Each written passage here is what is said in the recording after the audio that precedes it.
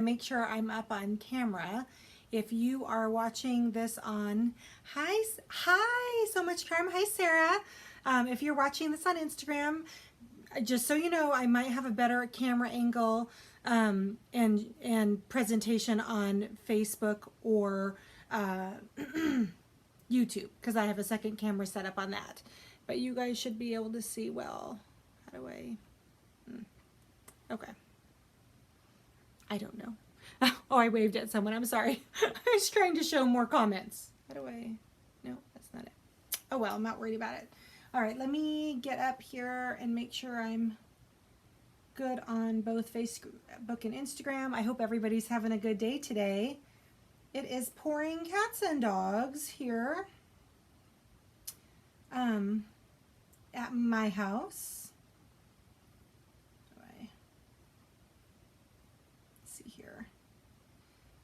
I am being technology challenged. There I am. Hi, Lisa from Texas. I can't find you on YouTube. Oh, hold on. I'm on. We're like, okay, good. I'm on YouTube under Featherweight Doctor, and I'm on my channel right now. I'm just seeing where I'm at. Oh, here I am. I'm live now. So, okay, great. So if you are on YouTube, I can now see your comments. Yay! Hi, Wendy Alley from Texas. Thanks for joining us. All right, so today I am super excited is what I'm calling our week 8.5 in the Quilt As You Go Sew Along. I have tons of information to share. I'm going to put some of it up on the blog, so don't feel like you need to have a notepad to write stuff down. I'm going to put measurements and such out on our blog, so that's featherweightdoctor.com. Scroll to the middle of the page for, oh, this isn't good, my mouth isn't cooperating with my brain, for journal and blog post entries, and then you'll click on 8.5 to get the joining instructions. Oh my goodness, everybody's on. Hi, Bonnie. I'm just going to say hi to my friends for a few minutes, and then I'll promise we'll get to like the good stuff.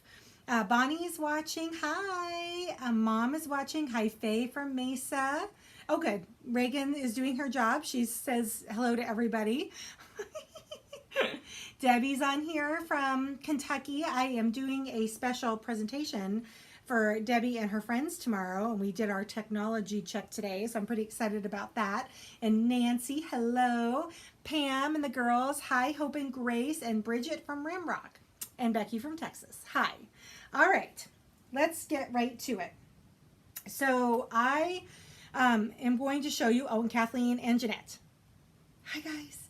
I am going to show you how I've prepared some strips. So let's talk about the cutting instructions first. Actually, before I go to that, I want to just give everybody a little cautionary tale. I'm going to show you how to do the joining instructions tonight because everybody is really concerned about how this is going to go together. Oh, Wendy, are you back? It says, lost my feed. And I don't want anybody to be, Sue Ann Ballard is on from YouTube. Hi, sweetheart. I hope Southern Idaho is treating you well today. I don't want everybody to go off the quilting deep end. And what's today? Was today your live sewing, or is it next week? Today is my Quilt As You Go instructions. Friday is my sew along. No, Friday is my sip and sew. I'm going to be working on my Tulip Pink quilt again. FYI.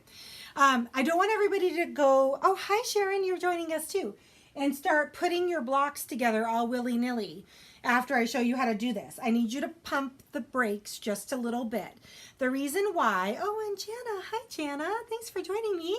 I want everybody to just, oh, yes, Bryce, today was my Featherweight Club at Quilting Mayhem. Woohoo! The ladies went crazy. I had so SEW much fun. I actually posted a picture with our masks and our social distancing. It was only 4 of us. The group is going to grow, so it'll be okay. But it felt so good to be out and doing something kind of normal and like I used to do for pre-COVID. I don't want everybody to start slamming things together on the quilt as you go, because I want you to wait until you have most of the blocks done before you start putting the rows together for you, or the rows together, because you might want to change the placement of some of the sampler blocks when all is said and done, and I don't want you to have already joined them. So don't go off the deep end and start putting things together unless you just want to get it together to get it together. But if you want to like do the most aesthetically pleasing thing, then we're going to wait a little bit longer. But some people just want to know for like doing other projects how to do this. So Jennifer's on from Alabama. My friend Missy from right here in Redmond, Washington. Missy, it's raining a lot outside today. I don't like that. And Fran, hello Fran. Melanie is on, and Lawrence from Ohio. All my buddies are on. Super. Okay. So we're going to do, because for the same reason I don't want to put mine together until I have most of my blocks done, I'm going to grab the two in the middle, because I know that's where I want them placement wise at the end of this whole thing. How it goes is when you have it all laid out on your floor or your design wall, it goes block to block to block, or you're making rows. And then once your rows are together, then you start attaching row to row to row. But that's how you build it. It doesn't matter whether you start in the middle or start on the edges. You just want to make complete rows in the right order for down the road. And Heidi is on too. Hello, Heidi. Thanks for joining us. So I'm going to grab those two blocks in the middle, because I know this is where I want them. Okay, so here's my two middle blocks. Here's my backing fabric. Yes, it's Tula Pink Bryce. So what I'm going to do, I've already trimmed these blocks to 8.5. I've already done the trimming. Oh, I'm about to do this backwards, aren't I? I was. Yep, okay. So I've already trimmed them. So when you're all is said and done, you're going to square up your blocks. Some of you inadvertently trimmed them to 8 instead of 8.5. That's totally fine. It's not a big deal. You can actually trim them to 8.5 or 8.25. I noticed on the blocks that have a lot more stitching on them, like that diamond block that we did last week from Globe, that was a lot of quilting, and I noticed that after my block was 8.5 when I finished putting it together, but then by the time I went through and did all the quilting, it was significantly smaller than it should have been. So I might actually take my blocks down to 8.25 just to make sure everything fits together right.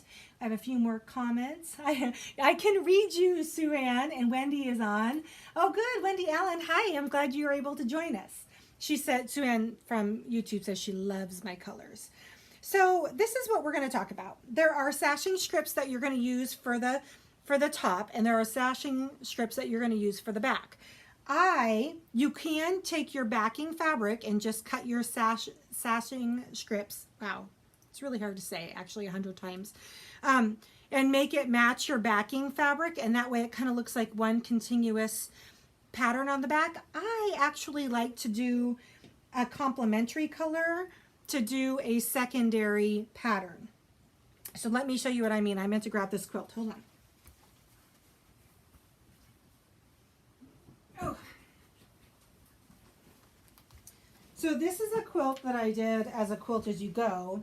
And you guys see that I actually did my joining strips in a different color. Okay, I did that on purpose because I wanted to have like a secondary design. So I'm going to do that with this quilt too. Hi Diana Jones, thanks for joining us. So what you do is you figure out where you want it to go. So I know I want this one to be on my left and this one to be on my right. So I'm going to take my left block and the right side of my left block, and I'm going to take my backing fabric. I'm going to put it down on that side, right sides together, like so. And I'm going to pin it so it can't move. For those of you that know me, you know I am not a pinner. So if I am telling you to pin something, it's important. The reason why is we don't want anything to shift, and we're about to stitch a whole bunch of layers of fabric together, and I don't want this backing fabric, so the right sides are together, to shift on me. So The next thing I'm going to do, so this sashing strip is 1 1/8 wide, and then the length of my block, which is 8.5 inches. Okay. The next strip that you cut is for the top. Now I want my sashing on my top to disappear, so I'm going to use the same color as my background fabric. You cut your backing, your top sashing strip 1 3/4 inches times for the length of the block, which is 8.5 inches. And then you fold it over and press it like you're making a binding strip. So you have about 3/4 of an inch folded. Is your backing fabric Tula? Yes, Sue Ann, my backing fabric is Tula. This is a grunge. This is going to be a grunge, my joining strips. So then I'm going to take, so over the front, you can see I have nothing on the front and I've got my sashing strip on the back. I'm going to take the cut edge to the raw edge of the fabric, and I'm going to pin all of these layers down together. Okay, this will all be very clear. Clear as mud, right?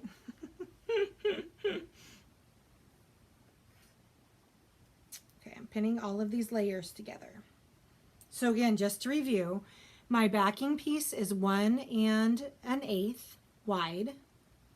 My upper piece is cut to 1 3/4, folded in half, and the fold is going to point in towards the middle, so the raw edges are all together. Now I'm going to make one seam. Before I do that, I need to make sure my machine is in order. So I decided to use my penguin, my infamous penguin foot tonight. My friend Jeanette, Insamama, she's watching, gave me the idea. The setup for the machine is a little different. This is my test piece of fabric. I ran it to make sure my tensions were proper. I do this on every quilting job, every quilting thing before I start. I make sure that everything is tensioned properly. So I literally just have this scrap piece of fabric here, and I make sure that my tensions are right whether I'm free motioning or quilting with the penguin foot. I like using the same color top thread. So I'm using a white Aurifil thread, a 50 weight cotton on top. And I am using a clear mono poly, which is made by Superior, thread in my bobbin because I want my bobbin thread to disappear.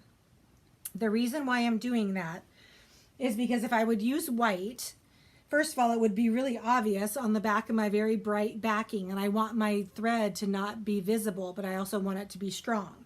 So I'm using the mono poly because it's a nylon polyester blend, so it's heat resistant, but it doesn't feel like fishing wire. Some of those clear threads kind of feel like fishing wire. The mono poly does not.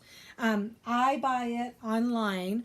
It's available in smoke or clear. So if you're doing like a dark quilt and you want it to disappear even more, you can do that smoke colored. I just like the clear. I buy it in this huge spool because I use a lot of it actually.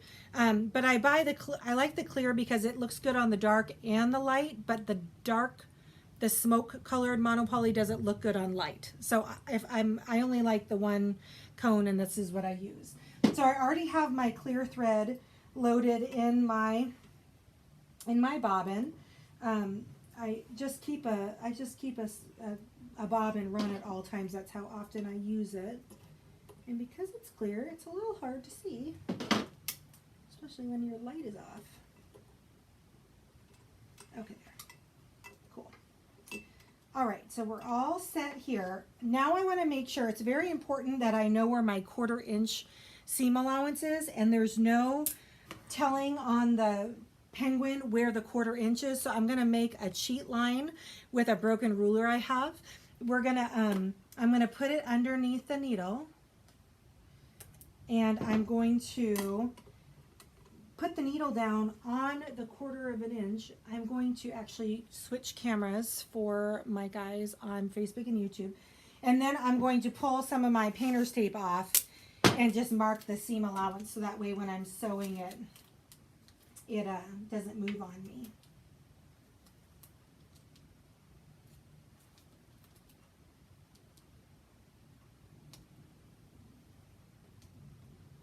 Now, little word to the wise here.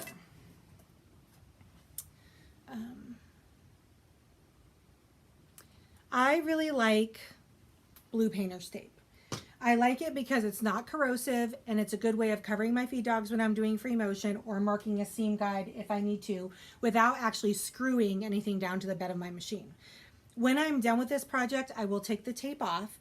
I never stick a machine back in her box or up on the shelf, leaving the tape on the decking, because I just never know what's going to happen.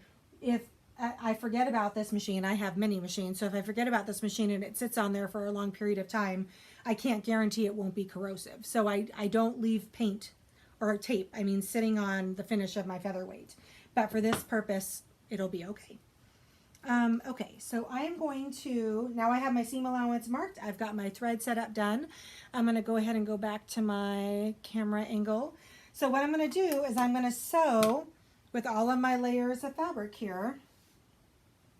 I'm going to sew a 1/4 inch seam using my seam guide that I just made.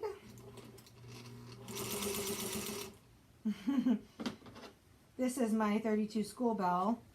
And she's like, oh, that's a lot of fabric to go through, but I can do it. Okay, I'm going to pull my pin out.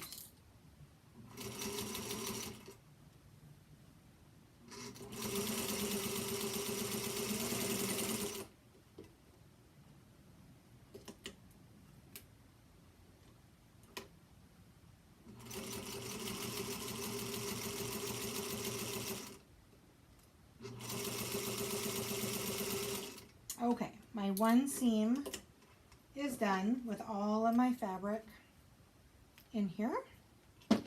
So let me go back to my front camera. Okay, so this is what I got. I've got my backing that has my 1 1/8 inch strip on, sewn onto the back with my 1/4 inch seam. So I'm going to finger press this out. Usually I would iron it, but I'm not going to have my iron.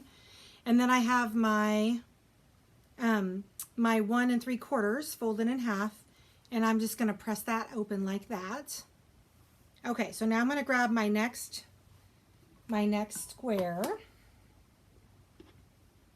which is this one, and I'm going to put the backings together like this, so the right sides are together. I'm going to pin. Again, I despise pinning. So if I am telling you to pin, it's important that you pin. I think in my younger days, I was pretty impatient and I could care less about the precision of something. To me, done was done, and it didn't matter if it wasn't perfect. I think that's something that being a little older has taught me, is that if I'm going to take the time to do it, I might as well do it right. So now I'm a pinner. So here is my next seam. Okay, I'm going to go to that camera. There. Oop. Oop. Okay. Quick water check. All right, now I'm going to, again, using my seam guide I made, I'm going to make a 1/4 inch seam, not running over pins here.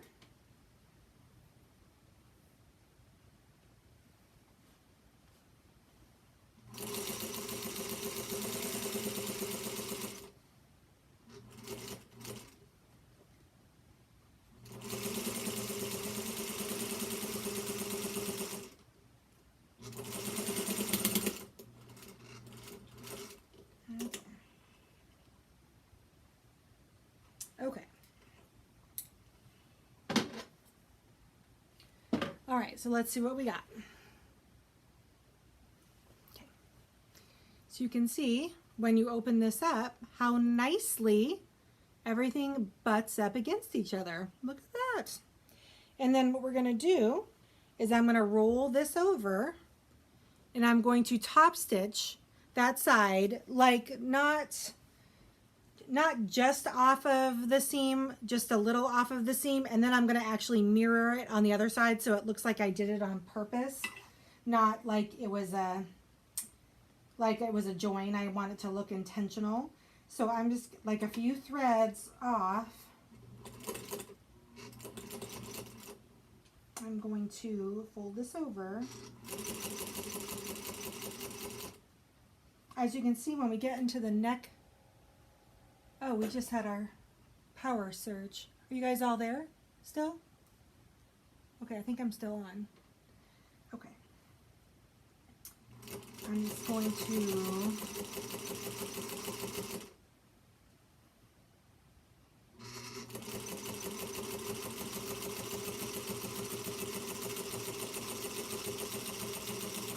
okay, so one side, and then I'm going to do the other side just to make it match so it doesn't look like a join.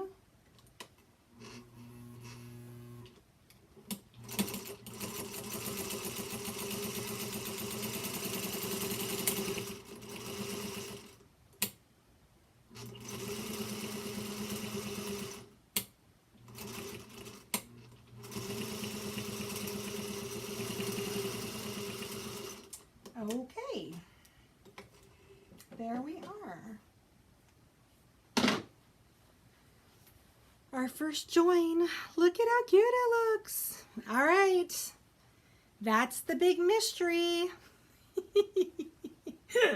All right, is the walking foot a must? I'm here. Yes, the walking foot is a bit of a must. Yes. How do I scroll down? Top chat. Oh, good. There you are. Okay. So yes, a walking foot is kind of a must. You're not going to have as nice and clean of a join if you don't have the walking foot. So I would recommend a walking foot. I'm using this penguin foot. Looks like I need a little oil on mine because it's a little sticky, but yeah, it's a good thing to have. Let's see if there's any other questions. Oh, there's lots of questions. Oh, Bridget laughed in my younger days. I'm not a young lady anymore. Heidi, do you have a walking foot on that machine? Yes. So on this machine, Heidi, I have the vintage penguin foot, but we do have walking feet available on our website, featherweightdoctor.com. Let's see y'all. Replaying. Yep, yes, still here. Good wind is definitely picking up here. Yes, I think that's what just happened. Oh, and Kimberly Ray is on. She was at my Featherweight Club today. Hi, Kimberly Ray. Impressive. P.S. I'd like to see the foot you're using. Are you backstitching? Faye, I am not backstitching. So the foot I'm using is a vintage foot that was made in very small quantities by Singer. It's actually the only walking foot that they made that's actually theirs. And it's called the Penguin. And the reason why it's called the Penguin is because it looks like a little penguin kind of walking around on its feet. This little guy, if you can find one, sells for about $1,000. That's a hefty price tag. So anyway, but she does work really well. The ones that comes in a box that looks like this, the ones that I sell on my website are only $35. So that's a lot better than $1,000, right? Right. All right, let me see if I got everyone's comments. I think I did. All right, guys. Well, there's the join. So you literally just go through attaching one block to the next block. I would take them in order as you go as to not get them out of order. And then, oh, here's what the back looks like. Isn't that cute? See, it's very intentionally a different blue line to create kind of a secondary pattern. So when you go through and you attach the rest of the blocks, then you'll have a row. And once you start having more than one row done, then you can start attaching row to row. Might I just say, I would not measure out your long 1 1/8 inch strips or your long 1 3/4 inch strips until you get the project rows together, so you know what length to cut that really long cut. And I also, if you're going to be more than 40 inches or whatever the salvage to salvage measurement is on your fabric, you want to put them together like binding, so you have that nice diagonal line, and press your seams open as to not create more bulk in your joins. So when you're doing the long stripping, that's how that works. Let's see here. Can you Heidi wants to know if you can get the penguin foot still. So they are available from time to time on eBay. I don't have one for sale. They don't come out very often. People kind of know that they're, well, most people know that they're kind of special. One time I was watching an eBay auction and the machine was nothing special, but it had that penguin walking foot with it, and it went for like, I mean, even way more than it should have between the machine and the foot. So I just like people to know what the boxes look like, because if you are ever able to see this box, like at a garage sale or something, you'll know what to look for. And again, this is what the foot looks like. It has a little singer. Isn't it cute? On the other side. So, oh good. Kimberly was asking me during the Featherweight Club earlier about talking about, you know, how to put it together, and she said that it was much better with all of you guys, so that's good. Yay! All right, let's talk about my schedule for the week. So this week on Wednesday I have this is the Quilt As You Go. Friday is the sip and sew, hands down my favorite day of the week. I'll give you a little sneak preview of what we're doing. I am going to be finishing this guy. So I've started quilting it and I'm finishing it on camera that night. You can kind of see I used a different color thread on back so you can see my design. I'm pretty excited about getting this done. In fact, I liked this so much that I decided to do a Halloween one for as a seasonal table runner or a table topper for my my kitchen upstairs. Oh, Faye, she's so sweet. She says, the walking foot I bought from your shop works great. Thank you for that. How did I get, Kathleen wants to know how I got my foot. Well, that's a little bit of an interesting story. So I got a call from a gentleman who lived in Arkansas, and he wanted to sell his whole collection. There were 6 machines in the collection and a couple of very rare feet. And I negotiated for the collection, which included my Ruby, my special 222 that I have on the show quite a bit, and it had the walking foot. And I literally was able to find homes for all of the other machines and to help just pay for the fact that I wanted to have his 222, which was, it's like the crown jewel of my collection. It's like a near flawless finished 1955 222, and then that little walking foot. So that's how I was able to get it. He's a nice man. His name's Tom. Him and his wife didn't feel comfortable shipping all of the machines to me in Arizona at the time, and so they drove the whole collection out from Arkansas just for me to take delivery in Arizona. Him and his wife are very special. Actually, that's where I got the name for Ruby. Ruby was the name of his favorite great-granddaughter. And so I named the machine Ruby after his great-granddaughter. So, yes, super fun. Oh, very nice. What's the name of that pattern, my mom wants to know? The table topper. It was called Rock Candy. This is the pattern. It's a Jaybird Quilts design. And I used a charm pack, part of a charm pack, for all the little colors in there. So it was really fun to put together, and I'm looking forward to getting it finished. It's actually been all I can do this week to not finish it, because I want to finish it with you guys on Friday. And so it's been really hard to like pump the brakes on the sewing. I've been keeping myself busy in other ways. All right, my friends. Well, thanks for joining me. I'll look forward to seeing you on Friday at 4 p.m. Pacific Standard Time here in Seattle. If you're in Tennessee and you're going to be on my Zoom presentation tomorrow, I'll look forward to seeing you very early tomorrow. I will apologize. It's 8 a.m. for me. The call is at 8 a.m. because it's 3 hours ahead there in Tennessee. I told my friend Debbie, who made the arrangements tomorrow, that I will hopefully be on 1 cup of coffee, if not 2. I'm barely a Christian woman without my cup of coffee in the morning. So trust me, you want me to have my coffee. All right, guys, I'll see most of you on Friday. Thanks for joining me. We'll talk to you soon.